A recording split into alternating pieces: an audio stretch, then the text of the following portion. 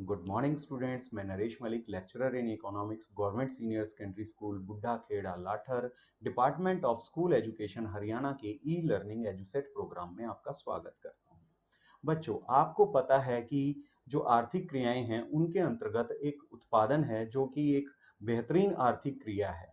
वो बेहतरीन इसलिए है क्योंकि उत्पादन जितना ज्यादा होगा, अर्थव्यवस्था उतनी तेजी से तरक्की करती है। तो आपके सिलेबस से संबंधित उत्पादन क्या है, उसको कैसे बदला जा सकता है, उसको बदलने के लिए किन किन साधनों की आवश्यकता होती है और वो साधन मिलकर किस तरीके से उत्पादन के अंदर बदलाव लाते हैं, तो इसी सम से संबंधित है हमारा आज का लेक्चर, जो है उत्पादन फलन। और उसके अंतर्गत हम अध्ययन करने वाले हैं घटते बढ़ते अनुपात का नियम या परिवर्तनशील अनुपात का नियम। तो देखिए, यहां पर आपको भूमि नजर आ रही है। भूमि, फिर है पूंजी, फिर है उद्यम, श्रम, बिजली और कच्चा माल। देखिए, यहां पर ये सारे साधन मिलेंगे तो उत्पादन होता है। तो इनमें से जो उत्पादन है, हमारे जो मूल उत्पादन है जिसे हम प्राइमरी फैक्टर्स कहते हैं, वो है भूमि, पूंजी और श्रम। और जो द्वितीय हैं आपके, वो बिजली और कच्चा माल है। ये सारे एक्ट्स एज ए इनपुट। ये क्या काम करते हैं? इनपुट की तरह काम करते हैं, यानी कि आगतें कहलाती हैं ये। और ये आगतें जो हैं फिर उत्पादन प्रक्रिया के दौरान इस्तेमाल होंगी और लास्ट में ये क्या करती हैं? आउटपुट करती हैं, यानी कि उत्पादन करती हैं। सो इनपुट को आउटपुट में कन्वर्ट करना ही क्या है? उत्पादन फलन है। तो यहां आप देखते हैं फर्में करती क्या है एक्चुअल में। फर्में, आपको पता है कि वस्तुओं और सेवाओं का उत्पादन करती हैं। अगर कोई भी फर्म है तो या तो वो वस्तु का उत्पादन करेगी या वो सेवा का उत्पादन करेगी। अब सवाल ये उठता है कि उत्पादन होता ही क्या है? उत्पादन होता है कच्चे माल को पक्के में बदलना या साधनों की मदद से आगतों, यानी कि साधनों को निर्गत में बदलना, यानी कि आउटपुट में कन्वर्ट करना। यानी कि इनपुट आउटपुट में बदल जाएगा। और ये सब होता है एक फर्म की वजह से। ये फर्म है, फर्म की वजह से ये होता है। और इसको करने के लिए हमारे पास चार साधन होते हैं: भूमि, पूंजी, ये मशीन आपको नजर आती है, ये श्रम, और ये उद्यम, जो कि जोखिम उठाएगा और उत्पादन प्रक्रिया को शुरू करता है। अब देखिए उत्पादन फलन। उत्पादन फलन क्या है? आगतें, यानी कि इनपुट्स। जैसे यहां आपको पिक्चर में नजर आता है लेबर। यहां देखिए, ये लेबर हो गया। उसके बाद ये है आपकी कैपिटल, यानी कि पूंजी। फिर ये आपका रॉ मटेरियल हो जाएगा, कच्चा माल। और ये लैंड है। ये सारे मिलके क्या कर रहे हैं? आउटपुट डिलीवर कर रहे हैं। क्या कर रहे हैं? आउटपुट। सो इनपुट और आउटपुट के बीच में जो संबंध है वो है तकनीकी संबंध। कौन सा संबंध है? तकनीकी संबंध। और साथ में गणितीय संबंध है। क्यों? क्योंकि क्या है, तकनीक में आपको ये देखना पड़ेगा कि हम साधन लगाएं, साधनों के कौन से कॉम्बिनेशन लगाएं जो हमारे लिए बेहतरीन हो, जो कम लागत में ज्यादा उत्पादन करके दें, और साधन जो है वो वेस्ट ना हो। इसीलिए हम इसे तकनीकी संबंध कहते हैं। और गणितीय में इनकी काउंटिंग हो जाएगी, साधनों की हम गिनती कर लेंगे कि वो कितने हैं। तो कुल मिलाकर क्या है कि उत्पादन के साधन और उत्पादन के बीच में जो संबंध है, उस संबंध को ही हम क्या कहते हैं? उत्पादन फलन। और ये संबंध कैसा है? तकनीकी संबंध है। अब देखते हैं कि उत्पादन फलन केवल साधनों के कुशल उपयोग से संबंधित है। अगर कुशल उपयोग नहीं होंगे तो उत्पादन फलन उसे काउंट ही नहीं करेगा। तो उत्पादन फलन के अंदर हम केवल कुशल उपयोगों को ही लेके चलते हैं। वो देखिए क्या है। सपोज करें हमारे पास दो श्रम है, दो लेबर है, हमारे पास दो मशीनें हैं और 10 किलो कच्चा माल है। ये हम चमड़ा ले लेते हैं, लेदर ले लेते हैं। सो देखिए, यहां पर आपको दो लेबर नजर आ रहे हैं। एक येलो बॉक्स में मैंने यूज कर रखा है लेबर, और येलो बॉक्स में ही उसके लिए मशीन है। राइट वाला देखें, इसके अंदर रेड बॉक्स है, रेड लेबर जो है, और साथ में उसकी मशीन है रेड बॉक्स की। तो ये अगर कॉम्बिनेशन लेते हैं तो ये 10 जोड़ी जूते बनाते हैं। अगर इन दोनों को शफल कर दें, यानी कि येलो वाला लेबर जो है वो रेड वाली मशीन के साथ आ जाए, और रेड वाला जो लेबर है वो येलो वाली मशीन के साथ आ जाए, तो ये कॉम्बिनेशन जो है वो कुशल नहीं रहता। यानी कि जो रेड बॉक्स के अंदर जो लेबर था उसको ये मशीन चलानी नहीं आती और हमने उसे दे दिया, तो इस तरीके से क्या होगा, वो दोनों काम तो कर लेंगे लेकिन काम क्या करेंगे, वो कम करेंगे। तो इससे क्या होगा, वो उत्पादन कम हो जाएगा। सो उत्पादन फलन के अंदर हमने कुशल उपयोगों को लेना है, साधनों के संयोग लेंगे और वो कौन से होंगे, कुशल वाले होंगे। नेक्स्ट है उत्पादन फलन। उत्पादन फलन को हम कैसे डिनोट करेंगे, क्यू यानी कि प्रोडक्शन या आउटपुट, एफ यानी कि फलन, वो हो गया पहला साधन, फिर दूसरा साधन, फिर तीसरा साधन, इस तरीके से आप साधन बढ़ाते जाएं। यानी कि क्यू यानी क्वांटिटी यानी कि प्रोडक्शन या उत्पादन, फलन है साधनों का। सो क्यू एक्स वस्तु का भौतिक उत्पादन हो गया, जिसे हम उत्पादन के नाम से ही जानते हैं, और भौतिक आगतें जो as a input form use करेगी और उत्पादन प्रक्रिया शुरू करेगी। सो यहां पर हम देखते हैं इसकी परिभाषा। उत्पादन फलन है क्या? उत्पादन फलन है वस्तु के अधिकतम उत्पादन को दर्शाता है। उत्पादन फलन क्या करता है, वस्तु के अधिकतम उत्पादन को दर्शाएगा, जो साधनों के संयोग और जो तकनीक है उसका कुशलतम प्रयोग करके समय की एक निश्चित इकाई पर उत्पादित हुआ है। सो उत्पादन फलन के अंतर्गत हम अधिकतम उत्पादन की बात कर रहे हैं, साधनों के संयोग की बात कर रहे हैं, बेहतरीन तकनीक का इस्तेमाल करेंगे, समय की निश्चित इकाई के ऊपर हम वस्तु का उत्पादन करेंगे। सो कुल मिलाकर ये एक तकनीकी संबंध है और समय से संबंधित है। अब समय अवधियों को हम दो हिस्सों में बांट के चलते हैं। समय अवधियां अल्पकाल और दीर्घकाल दो हिस्सों में बटी हुई होती हैं। अल्पकाल वह समय अवधि है जिसमें एक साधन परिवर्तनशील होता है। अल्पकाल में क्या है, सिर्फ एक साधन परिवर्तनशील है, बाकी सारे साधन क्या हैं, स्थिर हैं। या ऐसे भी कह सकते हैं कि एटलीस्ट जो है एक स्थिर रहेगा, बाकी परिवर्तनशील हो सकते हैं, लेकिन हम आसानी के लिए एक को परिवर्तनशील ले रहे हैं, बाकी को स्थिर ले रहे हैं। कुल मिलाकर बात यह है कि अल्पकाल के अंदर परिवर्तनशील साधन भी होते हैं और स्थिर साधन भी होते हैं, जबकि दीर्घकाल में क्या है, सभी साधन जो हैं परिवर्तनशील होते हैं। अल्पकाल में उत्पादन केवल एक परिवर्तनशील साधन की इकाई बढ़ाकर कुछ हद तक बढ़ाया जा सकता है, जबकि दीर्घकाल में क्योंकि सभी साधन परिवर्तनशील हो गए तो सभी साधनों की इकाइयों को बढ़ाकर हम उत्पादन में बदलाव ला सकते हैं। नेक्स्ट पॉइंट देखते हैं, साधन अनुपात बदलता है। साधन अनुपात क्यों बदलता है? क्योंकि स्थिर और परिवर्तनशील दो तरह के साधन हैं और आप बदल किसे रहे हैं, परिवर्तनशील साधन की इकाइयों को। तो जैसे जैसे परिवर्तनशील साधन की इकाइयां बदलेंगे तो वैसे वैसे क्या है, स्थिर साधन तो उतना ही रहा। तो स्थिर साधन मान लो कि एक भूमि है, उसके ऊपर एक लेबर लगाएं, 1:1 का रेशियो। फिर एक भूमि है, दो लेबर लग गए, 1:2 का रेशियो। फिर 1:3, तीन लेबर आगे, चार लेबर आगे, 1:4 का रेशियो। तो इस तरीके से जो है अनुपात बदलता रहता है, जबकि दीर्घकाल के अंदर जो है वो अनुपात समान रहता है। सो अल्पकाल के अंदर हम क्या पढ़ें फिर? अल्पकाल के अंदर जो हम एक साधन बदलकर जब हम उत्पादन बदलने की बात करेंगे तो उसे हम कहेंगे घटते बढ़ते अनुपात का नियम या परिवर्ती अनुपात का नियम, इसका हम अध्ययन करेंगे। और जबकि दीर्घकाल के अंतर्गत हम पढ़ेंगे पैमाने के प्रतिफल। ये प्रतिफल यानी कि आउटपुट दीर्घकाल में होगा और दीर्घकाल में सभी साधन जब समान अनुपात में बदलेंगे तो सभी साधनों के बदलने से जब उत्पादन बदलेगा तो उसे हम कहेंगे पैमाने के प्रतिफल। तो आज के लेक्चर के अंदर हमारा जो फोकस रहेगा वो रहेगा घटते बढ़ते अनुपात या परिवर्तनशील अनुपात के नियम के ऊपर। देखिए, उत्पादन के जो साधन हैं वो हमारे पास दो होते हैं, एक स्थिर साधन होते हैं और एक परिवर्तनशील साधन होते हैं।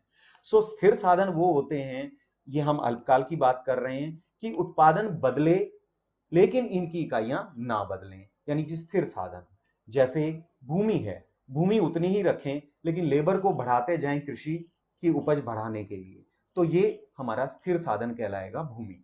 जबकि परिवर्तनशील साधन है, जो उत्पादन बढ़ाना है तो परिवर्तनशील साधन की इकाइयां बढ़ेंगी, और उत्पादन अगर कम करना है तो परिवर्तनशील साधन की इकाइयां कम हो जाएंगी। जैसे श्रम, अगर हम उत्पादन नहीं करेंगे तो नहीं लगाएंगे, उत्पादन बढ़ाएंगे तो श्रम की इकाइयां बढ़ती जाएंगी। अल्पकाल में ही स्थिर और परिवर्तनशील साधन होते हैं, दीर्घकाल के अंदर सभी साधन परिवर्तनशील होते हैं। ये आप वो 1 नंबर के क्वेश्चन के लिए ध्यान में रखेंगे कि अल्पकाल में ही केवल स्थिर और परिवर्तनशील साधन होते हैं, दीर्घकाल के अंदर सभी साधन परिवर्तनशील हो जाते हैं। अब देखते हैं उत्पादन कितने प्रकार का है। उत्पादन जो है, कुल उत्पादन, सीमांत उत्पादन और औसत उत्पादन, 3 प्रकार से हम लेके चलते हैं। पहला हम प्रकार लेके चल रहे हैं कुल उत्पादन। कुल उत्पादन क्या है? देखिए, उत्पादन होगा स्थिर और परिवर्तनशील दोनों साधन मिलेंगे तब। और उत्पादन बढ़ाने के लिए हम क्या कर रहे हैं, एक एक इकाइयां हम क्या कर रहे हैं, परिवर्तनशील साधन की बढ़ाते जाएंगे। सो उत्पादन की कुल मात्रा, उत्पादन की कुल मात्रा जिसे साधन की दी गई इकाइयों से उत्पादित किया जा सकता है। फॉर एग्जाम्पल, 2 लेबर अगर हम लगाते हैं और 1 इकाई पूंजी की लगाते हैं तो 4 कुर्सियों का उत्पादन होता है। तो 4 कुर्सियों का जो उत्पादन हुआ वो टोटल प्रोडक्शन कहलाएगा हमारा। सो देखिए, 2 लेबर लगे, 2 लेबर, 1 मशीन, इन दोनों ने टोटल प्रोडक्शन 4 कुर्सियों का किया। सो 4 कुर्सियां जो हैं वो टोटल प्रोडक्शन कहलाएगा। और क्योंकि हम यहाँ पे परिवर्तनशील साधन की बात कर रहे हैं तो 2 लेबर का टोटल आउटपुट कितना हो गया, 4 कुर्सियां। फिर आता है सीमांत उत्पादन। सीमांत उत्पादन यानी कि मार्जिनल प्रोडक्शन या मार्जिनल प्रोडक्ट या मार्जिनल फिजिकल प्रोडक्ट, यानी कि सीमांत भौतिक उत्पादन भी हम इसे कहते हैं। इसी प्रकार टोटल प्रोडक्शन जो था उसको हम टोटल फिजिकल प्रोडक्ट भी कह सकते हैं। सो मार्जिनल प्रोडक्ट है क्या?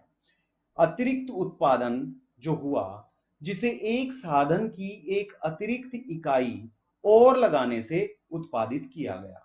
यानी कि परिवर्तनशील साधन की एक इकाई और लगाएं तो उससे कुल उत्पादन में जो बदलाव आता है, जब अन्य साधन स्थिर हैं तो उसे हम कहेंगे सीमांत उत्पादन। जैसे 2 श्रमिक 4 कुर्सी उत्पादित करते हैं तो 2 लेबर का टोटल प्रोडक्शन हो गया 4 चेयर्स। अब 1 लेबर और लगा यानी कि 3 लेबर हो गए अब टोटल, तो तीनों ने टोटल 6 कुर्सी का प्रोडक्शन किया। तो चेंज कितने का आया? चेंज 6 कुर्सी अब हैं और पहले कितनी थी? 4 कुर्सी। तो 6 में से 4 लेस कर दें तो हमारे पास आया 2 कुर्सी। तो 2 कुर्सी जो है वो सीमांत उत्पादन कहलाएगा, जो अगला एक एक्स्ट्रा हमने एडिशनल यूनिट जो लगाई है लेबर की, उसका प्रोडक्शन है। देखिए, जैसे 2 लेबर हैं, दोनों ने 4 चेयर्स का प्रोडक्शन किया, इसके बाद 3 लेबर हो गए, तीनों ने 6 चेयर्स का प्रोडक्शन किया। तो चेंज क्या आया? चेंज आया 2। तो 2 जो है वो 2 सीमांत उत्पादन कहलाएगा, मार्जिनल प्रोडक्शन या मार्जिनल फिजिकल प्रोडक्शन कहलाएगा। और इसको हम कैसे डिनोट कर सकते हैं? सूत्र से, MPL यानी marginal production, L stands for परिवर्तनशील साधन की इकाई, is equal to TPN minus TPN minus 1। N जो है, nth मतलब लास्ट यूनिट जो है परिवर्तनशील साधन की टोटल रूप में, वो कितनी थी, और N माइनस 1 टोटल से एक पहले जो परिवर्तनशील साधन का टोटल था वो कितना था। यानी कि टोटल अब देखें तो 3 लेबर है, तो 3 लेबर पे प्रोडक्शन कितना है, और पहले टोटल कितने लेबर थे? 2। तो 2 पे कितना था, तो वो लेस करना है आपने। सो TPN माइनस 1। सो एक तो तरीका हो गया ये, और दूसरा तरीका क्या है? डेल्टा टीपी, यानी कि delta stands for what? Change. Delta जो है वो चेंज को डिफाइन करता है, यानी कि परिवर्तन को डिफाइन करता है। तो टीपी में कितना बदलाव आया? टीपी में बदलाव आया 2 का, और डिवाइडेड बाय डेल्टा एल, यानी कि परिवर्तनशील साधन की इकाई में कितना बदलाव आया? अब 3 में से 2 लेबर लेस कर देंगे हम तो 1 लेबर का चेंज आया। यानी कि चेंज टीपी में डिवाइडेड बाय जो चेंज है वो लेबर में, ऐसे डिवाइड कर दें हम तो भी हम क्या करते हैं? एमपी को ज्ञात कर सकते हैं। एवरेज प्रोडक्शन, ये हमारा थर्ड पॉइंट है। टोटल प्रोडक्शन हमने पढ़ लिया, मार्जिनल प्रोडक्ट पढ़ लिया, और अब हम पढ़ रहे हैं एवरेज प्रोडक्शन, यानी कि औसत उत्पादन या औसत भौतिक उत्पादन, एवरेज फिजिकल प्रोडक्ट भी हम इसे कह सकते हैं। तो ये क्या है? प्रति इकाई आगत द्वारा उत्पादन। और यहां प्रति इकाई जो है वो परिवर्तनशील आगत की हम बात कर रहे हैं। जैसे 2 श्रमिक और 1 पूंजी मिलकर 4 कुर्सी का उत्पादन करते हैं, तो 2 श्रमिक का जो उत्पादन है वो 4 चेयर्स हुआ, और 4 चेयर्स जो हैं वो टोटल 2 लेबर ने बनाई। तो 1 लेबर ने कितनी बनाई? तो हम एक की फाइंडिंग कर रहे हैं, तो एक देखें तो टोटल जो चेयर्स थी हमारी थी 4, और टोटल जो लेबर थे वो थे 2। तो 2 से अगर हम डिवाइड कर देंगे दोनों लेबर से, तो हमारे पास औसतन 1 लेबर का प्रोडक्शन ये आ जाता है, जो कि है 2 कुर्सी। तो इसका जो सूत्र बनता है वो AP is equal to TP divided by L. क्या बनता है? टीपी डिवाइडेड बाय एल, यानी कि एवरेज प्रोडक्शन हम ऐसे निकाल सकते हैं। सो यहां पर कुछ सूत्र दे रखे हैं, वो देखिए टीपी एपी इंटू एल। क्योंकि एपी आपने पढ़ा था वो था टीपी बाय एल, सो वापस एल को अगर मल्टीप्लाई कर दें एपी से तो वो टीपी हमारा आ जाएगा। या फिर देखें एमपी क्या था, वो टीपी एन माइनस वन था।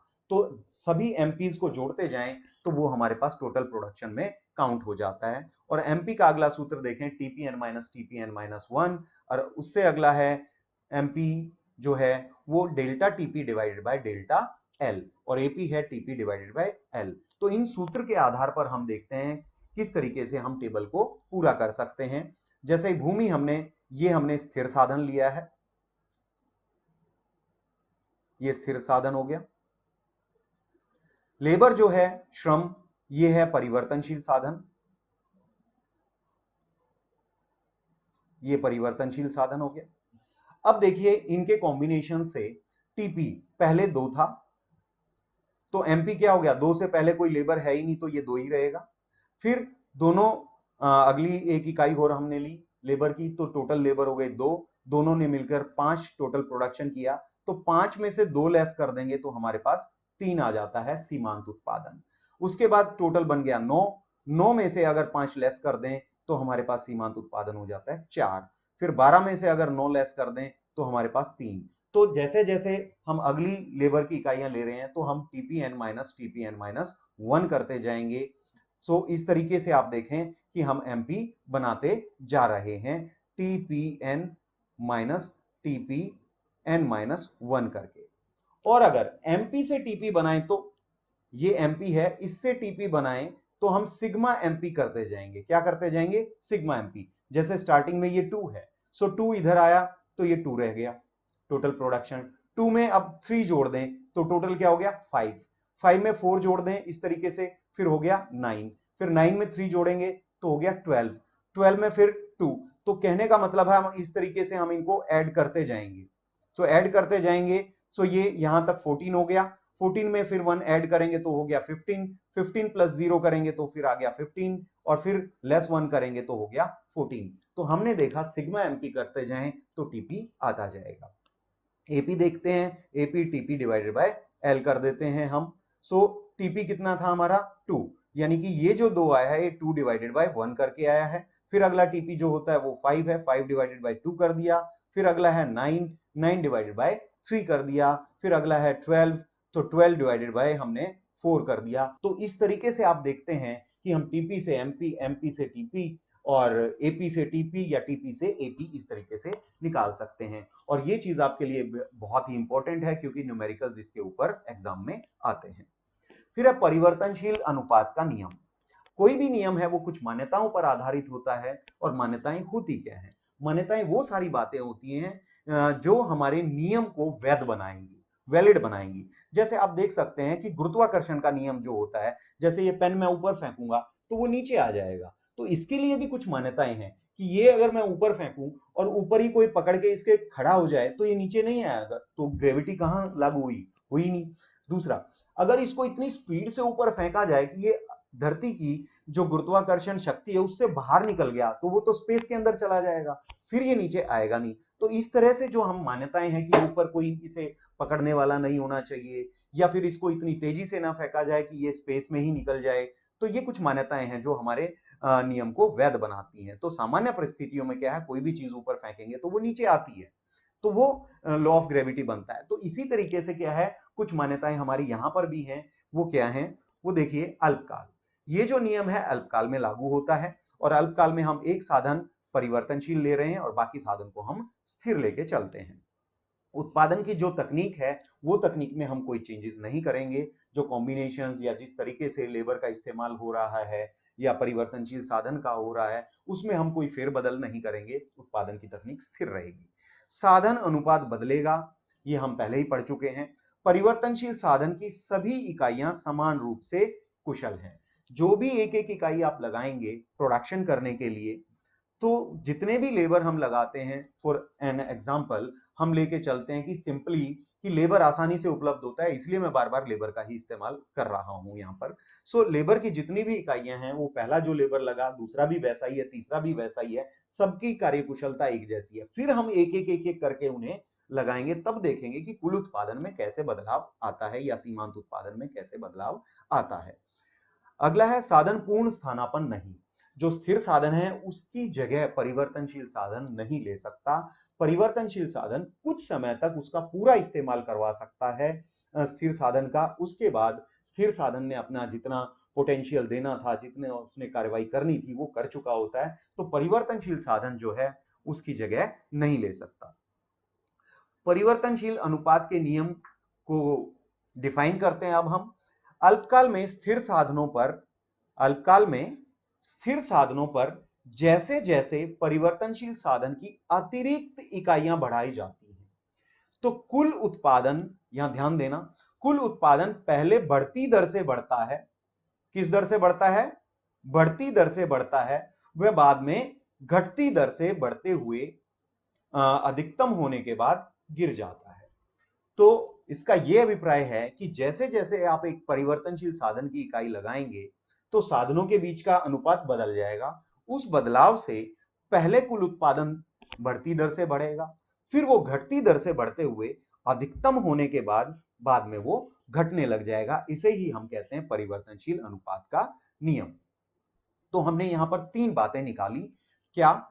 एक तो टीपी बढ़ती दर से बढ़ेगा। कब? जब सीमांत उत्पादन बढ़ेगा। क्योंकि एक आप परिवर्तनशील साधन की इकाई अगर प्रयोग में लाते हैं अतिरिक्त अतिरिक्त करके, तो सीमांत उत्पादन बढ़ता है, तो जिसकी वजह से टीपी बढ़ेगा।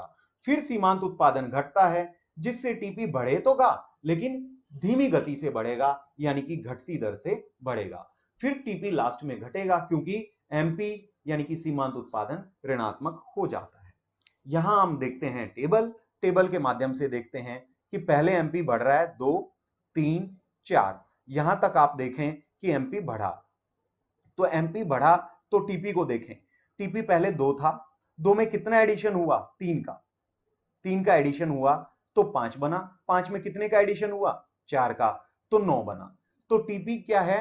वो सिग्मा एमपी जोड़कर बना है, और क्योंकि एमपी बढ़ रहा है तो टीपी बढ़ती दर से बढ़ रहा है। उसके बाद देखें 3 2 1 0, इस तरीके से 3 2 1 जो एडिशन हो रहा है टीपी के अंदर वो कम होता जाएगा। जैसे 9 में 3 जोड़ेंगे तो 12, 12 में 2 जोड़ेंगे तो 14, फिर 1 जोड़ा तो 15 हो गया, फिर 15 में कुछ भी नहीं हुआ, सीमांत उत्पादन 0, तो वो 15 ही रहा। फिर अगला सीमांत उत्पादन घट गया तो ये एक घटने की वजह से 14 हुआ। सो आप देखें कि एमपी पहले बढ़ा, फिर एमपी घटा, और फिर एमपी माइनस में हुआ। इस स्थिति के आधार पर टीपी पहले बढ़ती दर से बढ़ा, फिर घटती दर से बढ़ा, और फिर बाद में अधिकतम होने के बाद घटा। इसको हम डायग्रामेटिक फॉर्म में देखते हैं।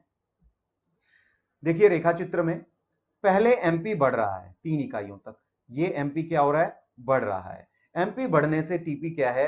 ये बढ़ती दर से बढ़ रहा है। यहां पर टीपी जो है वो बढ़ती दर से बढ़ रहा है। फिर एमपी हो गया अधिकतम, ये एमपी क्या है? यहां पर मैक्सिमम है। जब एमपी मैक्सिमम है तो टीपी जो है यहां पर, इसे हम कहेंगे पॉइंट ऑफ इन्फ्लेक्शन।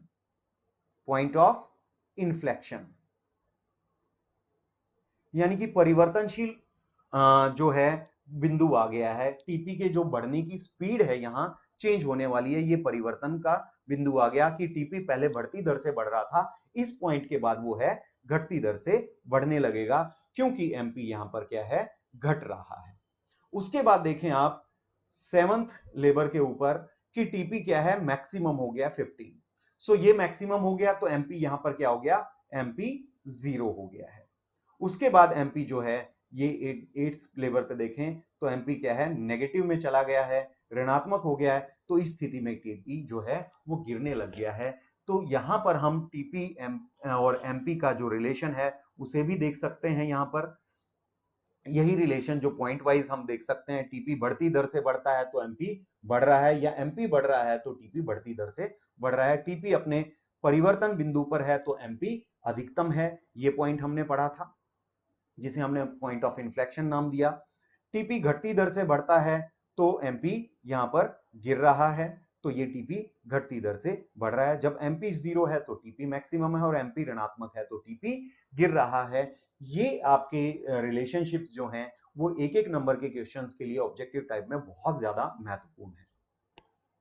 अब हम देखते हैं टीपी एमपी हमने पढ़ लिया, इसके साथ हम एपी और लेके आते हैं। सो एपी आप देखेंगे कैसे निकल रहा है, टीपी डिवाइडेड बाय एल करके, यानी कि ये 2 निकला 2 डिवाइडेड बाय 1 करके, ये 2.5 आया, ये 5 डिवाइडेड बाय 2 करके, यानी कि टीपी का हम इस्तेमाल इसके अंदर कर रहे हैं। सो ये निकला 3 जो हुआ ये 9 डिवाइडेड बाय 3 करके, फिर 12 डिवाइडेड बाय 4 करके, इस तरीके से हमने एपी निकाला। और अब हम टीपी एमपी और एपी तीनों का हम रिलेशंस देख रहे हैं।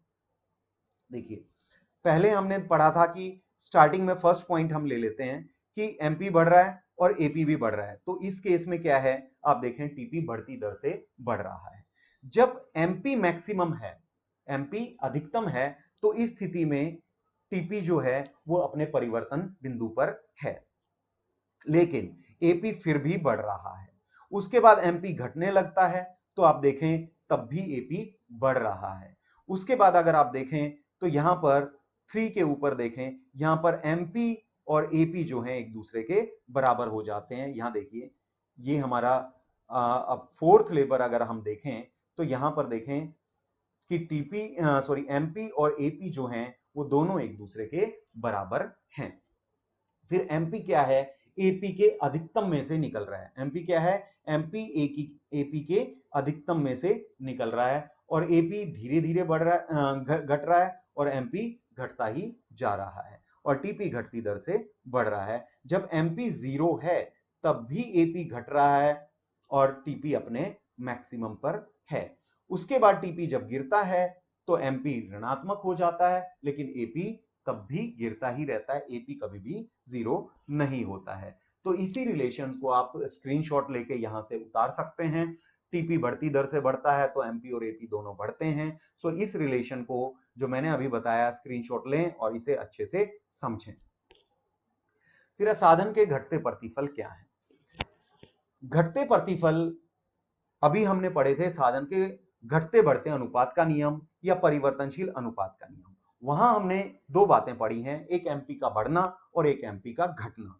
तो जब एमपी बढ़ता है उसे हम कहते हैं बढ़ते प्रतिफल, और जब एमपी घटता है तो हम उसे कहते हैं घटते प्रतिफल।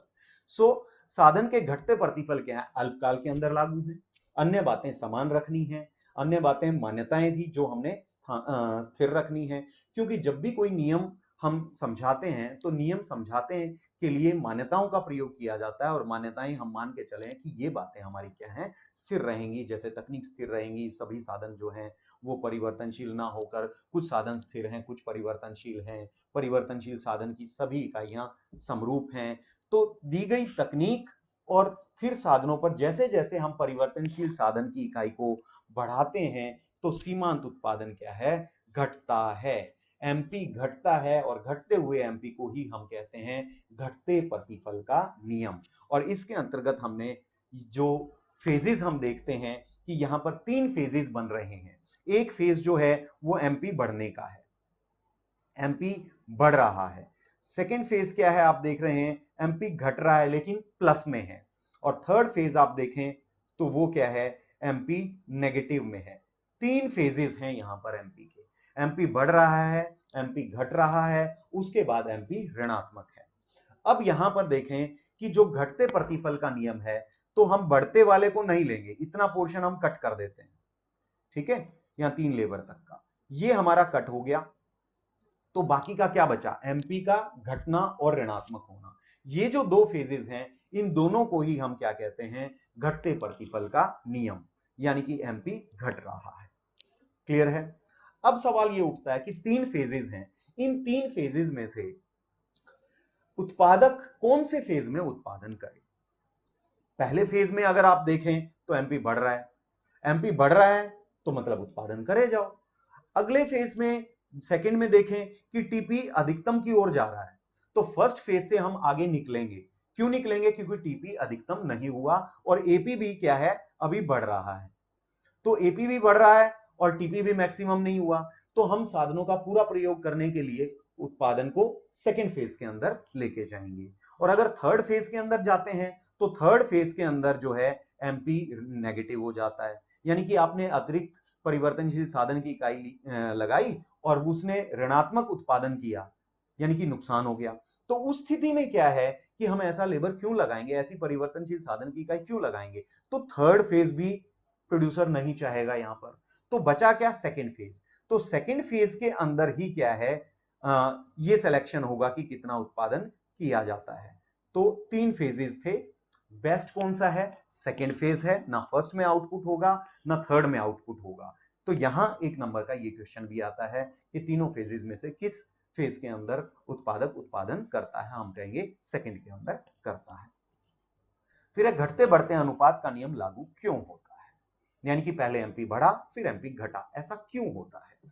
देखिए यहां पर आपको नजर आता है एक मशीन है, साथ में एक लेबर नजर आ रहा है। तो मशीन एक स्थिर साधन और लेबर एक परिवर्तनशील साधन हम मान के चलते हैं। तो एक लेबर है, फिर एक लेबर और आ गया, सो मशीन का थोड़ा सा और उपयोग होने लग गया, फिर एक लेबर और आ गया और मशीन का उपयोग होने लग गया, फिर एक लेबर और आ गया। तो इस तरीके से आप देखें तो जो स्थिर साधन है उसके हम पूर्ण प्रयोग की ओर जा रहे हैं, और जो साधन अनुपात है परिवर्तनशील और स्थिर साधन के बीच का, वो क्या है, एक आदर्श साधन अनुपात में जा रहा है। इसको आप ऐसे समझ सकते हैं कि आप गाड़ी में जा रहे हैं और अकेले हैं, तो गाड़ी का पूरा प्रयोग नहीं हो रहा। अगर आप गाड़ी के अंदर एक जना और लेते हैं तो दो लोग हो गए और एक गाड़ी हो गई, फिर एक और बिठाया, टोटल 5 बिठा लें तो गाड़ी का सदुपयोग कहलाता है। तो इसी तरीके से जो स्थिर साधन है मशीन, उसका सदुपयोग कब होगा? जब हम उसके ऊपर जितने वांछित हैं, जितने जरूरी होते हैं परिवर्तनशील साधन की इकाइयां, उतनी हम लगा दें, तो उसे हम कहेंगे आदर्श साधन अनुपात। सो आदर्श साधन अनुपात की ओर जब हम जाते हैं तो बढ़ते प्रतिफल प्राप्त होते हैं। जैसे जैसे एक एक इकाई हम बढ़ाते जाएंगे वैसे वैसे सीमांत उत्पादन बढ़ता जाएगा, क्योंकि इस स्थिति में बेहतरीन प्रयोग जो है वो स्थिर साधन का होने लगता है और लेबर का जो है विशिष्टीकरण होने लगता है। खास तौर पे लेबर जो है अपने आप को सक्षम मानता है, अर्थात उसके अंदर जो है श्रम विभाजन होने की गुंजाइशें बढ़ने लगती हैं। प्रत्येक लेबर को उसकी काबिलियत के अनुसार काम मिलने लगता है। तो जो अतिरिक्त जो लेबर लग रहे हैं वो पहले वालों की तुलना में इसीलिए काम कर रहे हैं ज्यादा सीमांत उत्पादन के रूप में, क्योंकि उनको अब श्रम विभाजन के रूप से काम मिल रहा है जो कि पहले वालों को नहीं मिल रहा था। और श्रम विभाजन का अभिप्राय क्या है? एक काम के टुकड़े बना दें और जो टुकड़ा श्रमिक जिस टुकड़े को करने में काम के बेहतर काम कर सकता है, जैसे आप कह सकते हो कोई भी अगर एक फैक्ट्री है जिसमें रंगाई का काम हो रहा है, बुनाई का काम हो रहा है, पैकिंग का काम होता है, तो रंगाई का काम जो रंगाई में बेहतरीन श्रमिक है उसको दें, पैकिंग का काम उसको दें जो पैकिंग करने में बेहतरीन है। तो इस तरीके से हम काम को बांट देते हैं, जिससे हम कहते हैं श्रम विभाजन। और इस तरीके से आप देख रहे हैं कि स्थिर साधन का जो है ऑप्टिमल यूज यानी कि इष्टतम प्रयोग होने लगता है, तो जो है एमपी बढ़ता है। इसके बाद हम देखते हैं कि एमपी घटता क्यों है। घटने का रीजन यही है कि अगर ढेर सारे श्रमिक यहां लगा दिए जाएं, पहले तो आदर्श साधन अनुपात था, अब हद से ज्यादा श्रमिक एक स्थिर साधन पे लग गए, तो स्थिर साधन का जो बेहतरीन प्रयोग था वो कैसे बेहतरीन हो पाएगा? अब वो जो श्रमिक यहां हम लेके चल रहे हैं तो हर एक श्रमिक के हिस्से में वो बहुत ही थोड़ा आएगा, और बहुत थोड़ा स्थिर साधन आने की वजह से उन श्रमिकों के अंदर झगड़ा हो सकता है, उन श्रमिकों के अंदर जो है भेदभाव की भावना आ सकती है, या यूं कहें उनका साधन अनुपात जो है वो आदर्श नहीं रह पाता, वो खराब हो गया है। तो यहां पर जो है आप देखें कि आदर्श साधन अनुपात नहीं रहने से साधन के घटते प्रतिफल लागू हो रहे हैं, यानी कि अत्यधिक भीड़ भाड़ हो जाएगी फर्म के अंदर, उसकी वजह से एमपी घटेगा। स्थिर साधन परिवर्तनशील साधन की इकाइयों को खपा नहीं पाएगा, अपने पे इस्तेमाल नहीं कर पाएगा इतनों को। जैसे एक पीस ऑफ लैंड लें हम, ये खेत है और इस खेत के अंदर मान लो कि 5 श्रमिक काम करते हैं, 1 2 3 4 और 5, तो वो बेहतरीन तरीके से खेती कर सकते हैं। अगर इसके अंदर अगर आप मान लो कि 100 लेबर लगा दो, तो ये 100 लेबर पौधों को ही अपने पैरों के नीचे रौंदने लग जाएंगे, तो कैसे उत्पादन होगा? तो उत्पादन हो ही नहीं पाएगा, बल्कि कम और होने लग जाएगा। तो ये जो है परिवर्तनशील साधन की इकाइयों को खपा नहीं पाता स्थिर साधन, इस कारण जो है वो मिसमैच हो जाएगा। और कुछ साधन जो हैं अविभाज्य होते हैं, तो उनके टुकड़े, जैसे ये एक मशीन है तो इसके ऊपर 4 ही लेबर लग सकते थे, तो और अगर इसके ऊपर और ज्यादा लेबर लगा रहे हैं तो हम टुकड़ा करके लेबर को नहीं, मशीन का नहीं दे सकते कि लेबर जा और साइड में जाके काम कर, नहीं पॉसिबल उसके लिए। तो 4 चेयर्स हैं तो 4 ही बैठेंगे, और 8 जने आगे तो वो कैसे होगा, तो वो नहीं हो पाएगा, क्योंकि स्थिर साधन के टुकड़े नहीं हो सकते। कुछ साधन ऐसे होते हैं जिनके विभाजित नहीं किया जा सकता। अगला है अपूर्ण साधन स्थानापन्न। अब क्या है, स्थिर साधन ने अपना जितना डिलीवर करना था आउटपुट उतना कर दिया, उसने जितनी हिम्मत दिखानी थी कर दी। एक मशीन है जिसने हिम्मत दिखानी थी कि मैक्सिमम उसने जितना आउटपुट करना था कर दिया। अब उसके ऊपर और लेबर लगाए जाओ लगाए जाओ लगाए जाओ, तो वो कितना काम करके देगी, तो वो लेबर उसकी जगह नहीं ले सकता उत्पादन करने के लिए, तो उसने अपना काम कर दिया। तो इसीलिए जो लेबर है वो अपूर्ण स्थानापन्न है पूंजी का। तो अतः ये स्थिति जब आ जाए, जब हद से ज्यादा लेबर हो जाएंगे तो सीमांत उत्पादन घटने लगेगा। तो कुल मिलाकर ये घटते बढ़ते अनुपात के नियम के लागू होने के कारण थे, कि पहले बढ़ने के कारण फिर एमपी के घटने के कारण हमने पढ़े। अब इस चैप्टर के हम कुछ मेन क्वेश्चंस देखते हैं जो कि अक्सर पेपर में आते हैं, रूप बदल बदल कर आंसर वही रहता है। जैसे परिवर्तनशील अनुपात के नियम की व्याख्या करें, इसी को दूसरे हिसाब से कहेंगे कि घटते बढ़ते अनुपात के नियम की व्याख्या करें।